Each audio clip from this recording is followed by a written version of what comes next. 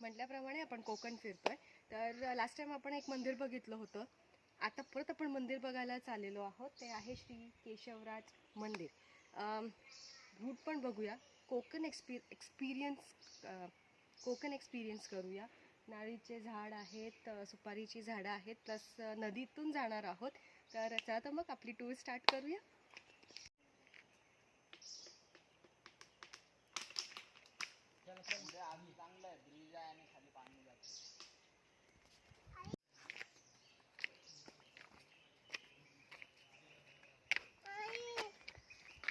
ये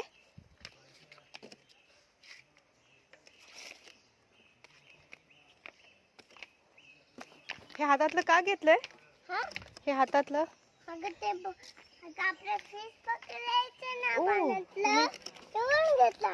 त्याच्यातून फिश पकडता? अयो, हे सुरवंट याचं फुलपाखरू मध्ये रूपांतर होतं. याचं फुलपाखरू होतं नंतर. सुपाऱ्या. हे एंट्री केशवराजच्या आय बिलीव 150-200 पायऱ्या आहेत आणि ही नदी मस्त.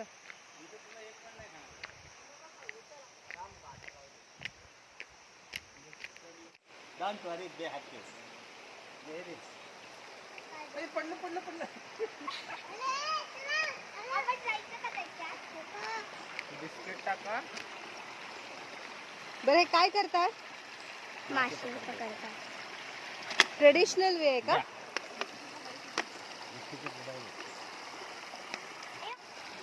इथे बघा ना मामा, इथे जास्त आहे.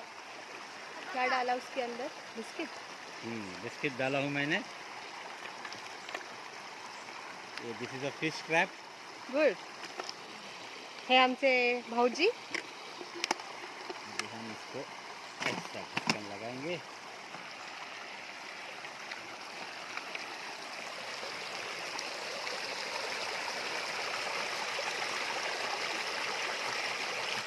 ते खाण्यासाठी मासे आतमध्ये जातील. थांब.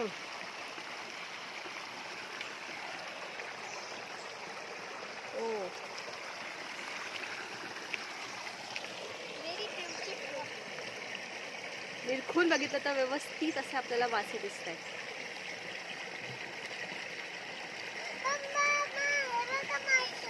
पण वर जायला सुरुवात करूया. स्टेअरकेस आहेत, पण आपण एक सेकंड ऑप्शन त्याला घेतलेलं आहे. ते असं थोडंसं नदीच्या शेजारी वाटेतून गाव आहे, गावासारखं एन्जॉय करावं.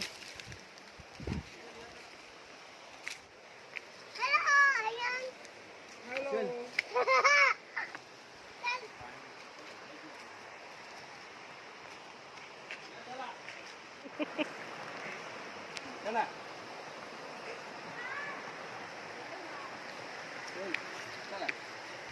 Good boy. Come on.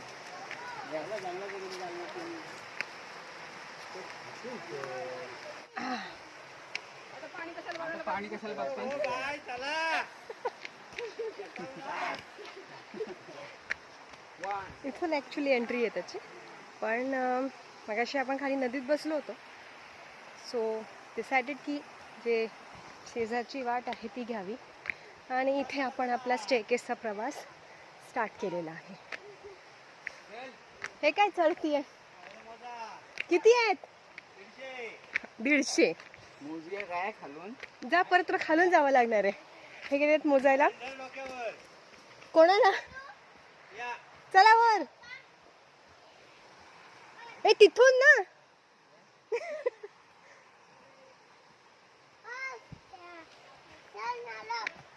हळू हळू.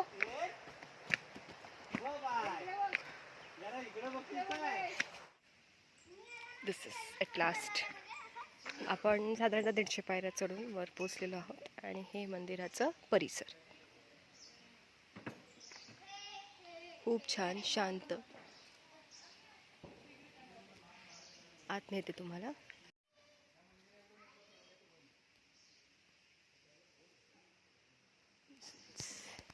हे एंट्री,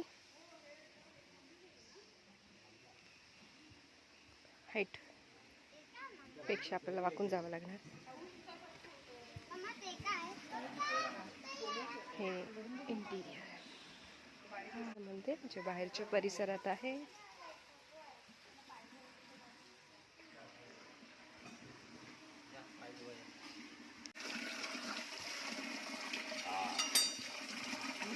घेतलं का पाणी कुठून येते? वर्षाचे 12ही महिने पाणी असतं या गोमुखाला. आणि हे पाणी वरती एक मोठा झरा आहे, त्या झऱ्यातनं कंटिन्यू पाणी चालू असतं इथे. आणि वर्षाचे 12 महिने असतं या कुंडामध्ये पाणी. आणि दर्शन घेण्यापूर्वी या कुंडातल्या पाण्याने हातपाय धुवायचे आणि मग दर्शन घ्यायचं आहे. अशी आधीपासूनची प्रथा. हो, आधीपासूनचे हे आहे. आणि हे स्वयंभू मंदिर आहे केशवराज.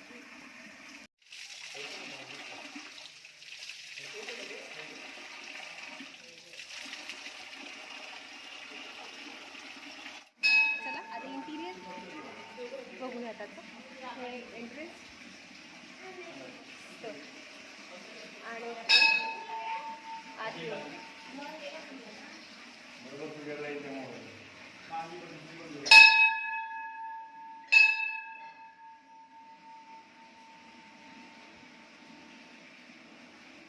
दिसतंय का?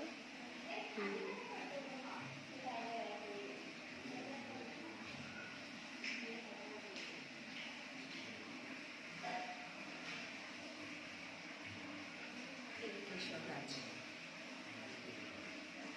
आता आपण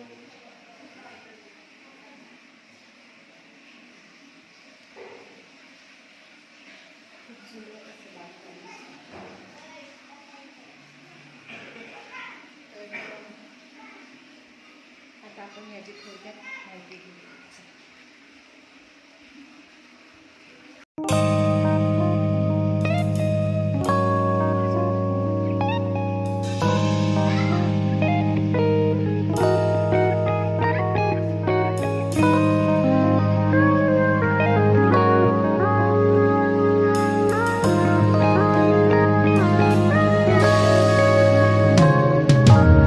मंदिराची बॅक साईड आहे. पण बेसिकली कोकण म्हटलं की झाडं.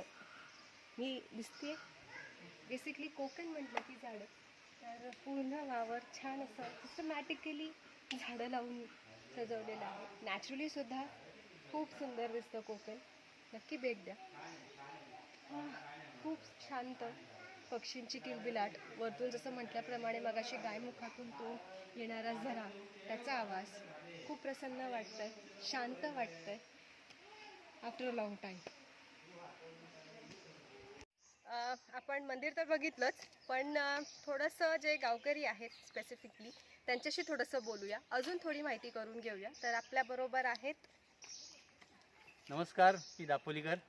आज आपण दापोली तालुक्यातल्या आसूद गावी आलेलो आहोत. आणि आसूद गावातलं एक अतिशय प्रसिद्ध असं श्री केशवराज देवस्थान मंदिर या ठिकाणी आपण आलेलो आहोत. हे दापोली तालुक्यातलं केशवराज मंदिर सुमारे 5000 वर्षापूर्वींचं आहे असं म्हटलं जातं. आणि ते पांडवकालीन आहे. पांडवांनी एका रात्रीत ते बांधलं आहे असे त्याची आख्यायिकी सांगितली जाते. बरं, तिथे मंदिरात जे त्यांनी बोर्ड लावला होता, त्यांची जी माहिती दिली होती त्यात केशवराज आणि ब्रॅकेटमध्ये लक्ष्मीकांत असं लिहिलं होतं.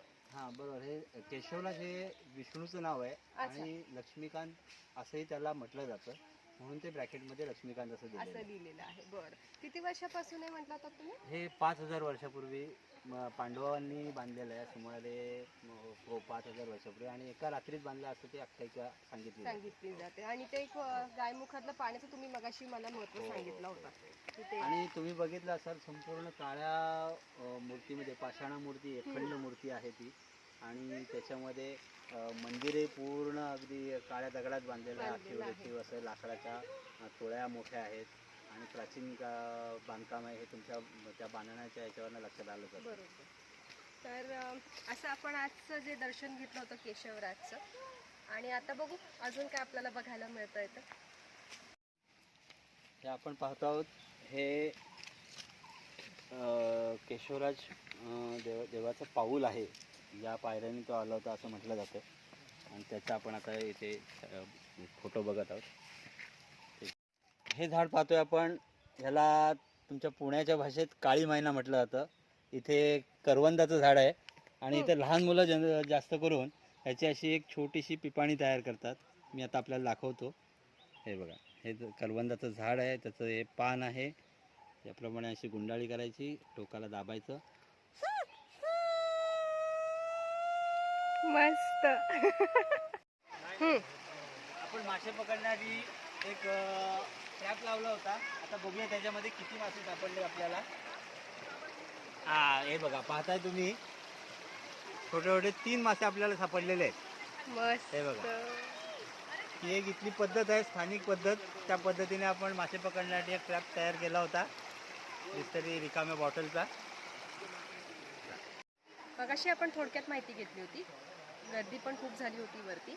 आता आपण सविस्तर माहिती घेऊया. तर परत एकदा आपण त्यांच्याकडेच जाऊया. सोबतच आपण आपला परिसर सुद्धा बघूया. कोकण आलोय, विदाऊट परिसर कसं काय शक्य आहे? तर एक फेरी परिसरासोबत. आता आपण श्रीदेव केशवराज म्हणजेच लक्ष्मीकांत केशवराज मंदिर देवस्थान या परिसरात आहोत. हे देवस्थान दापोली तालुक्यात आसूद गावातील केशवराज मंदिर हे फार पुरातन आणि पांडवकालीन आहे. सुमारे 5000 वर्षापूर्वी हे मंदिर बांधलं आहे असं इथे सांगितलं जातं. हे मंदिर भगवान श्री विष्णूचे जागृत देवस्थान म्हणून प्रसिद्ध आहे. 5 पांडवांनी एका रात्रीत हे मंदिर बांधलं आहे आणि श्रीदेव केशवराज म्हणजेच लक्ष्मीकांत यांची मूर्ती काळ्या पाषाणाची 3.5 फूट उंचीची अशी ही मूर्ती आहे. त्या मूर्तीच्या हातामध्ये शंख, चक्र, पद्म, गदा अशी आयुधं आहेत आणि ही मूर्ती पूर्वाभिमुख आहे. समोर ह्या मंदिरासमोर एक गोमुख आहे, त्या गोमुखातून पाणी वाहत आहे आणि हे पाणी सतत 12 महिने वाहत असतं. आंब्याच्या बुंदातून जिवंत झाऱ्याचं पाणी हे शुद्ध आणि निर्मळ असं पाणी आहे आणि हे पिण्यासाठी देखील वापरलं जातं. या मंदिरामध्ये कार्तिक महिन्यात एकूण 2 उत्सव साजरे केले जातात. त्यातला पहिला उत्सव आहे तो कार्तिक शुद्ध एकादशी ते पौर्णिमा या दरम्यान केला जातो आणि दुसरा उत्सव जो आहे तो कार्तिक कृष्ण एकादशी ते त्रयोदशी या दरम्यान दुसरा एक उत्सव केला जातो. त्या केशवराव जे मंदिर आहे, हे देवस्थान, त्या देवस्थान हे 22 घराण्यांचं कुलदैवत आहे. त्यांच्या आडनावं मी आपल्याला एक माहितीसाठी म्हणून सांगतो.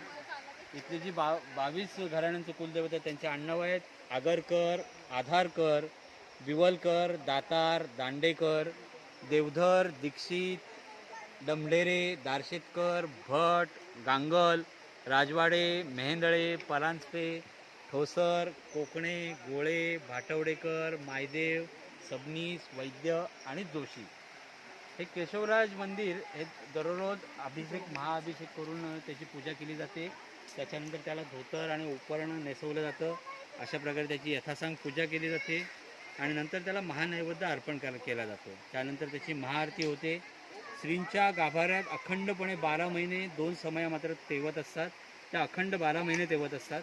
मंदिरात सायंकाळी दिवाबत्ती करण्यात येते आणि महाआरती देखील करण्यात येते. देवस्थानाची ही सर्व व्यवस्था पिढ्यानपिढ्या देपोलकर कुटुंबीय पाहत असते.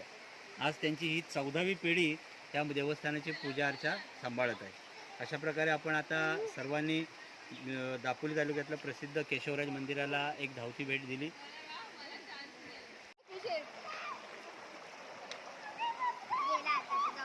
पोपट फिश बघ केवढे हात धुतो टाकू त्याला ऑक्सिजन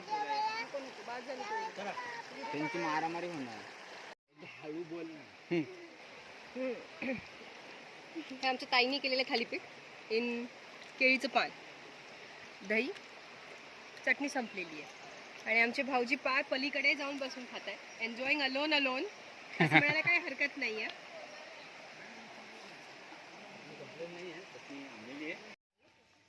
ॲट लास्ट आपलं दर्शन झालेलं आहे आणि रिटर्न आपण आता घरी चाललो आहे. ऑन द वे बघू अजून काही जर मिळालं छान तर नक्कीच शूट करून तुमच्यापर्यंत पोहोचवते. निसर्गरम्य सुंदर, मला हरकत नाही.